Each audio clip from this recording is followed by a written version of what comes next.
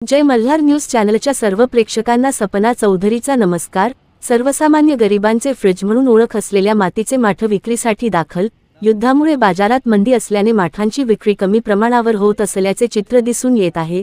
खानदेशात अक्षय तृतीया हा सर्वात मोठा सण असल्याने या सणासाठी मातीच्या माठांची मागणी मोठी असते, मात्र मंदीचा परिणाम विक्रेत्यांवर दिसून येत आहे।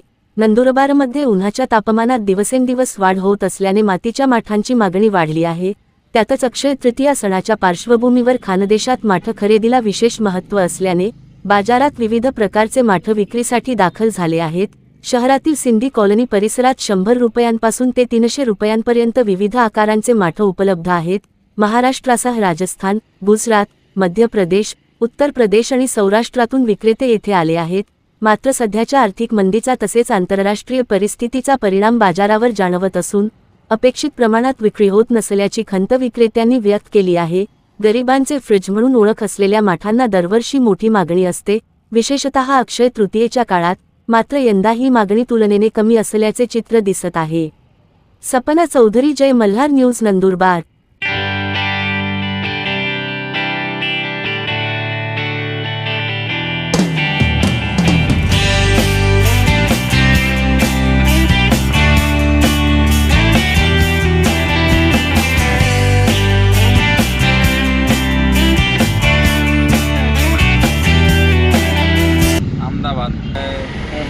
के है इसमें हमारे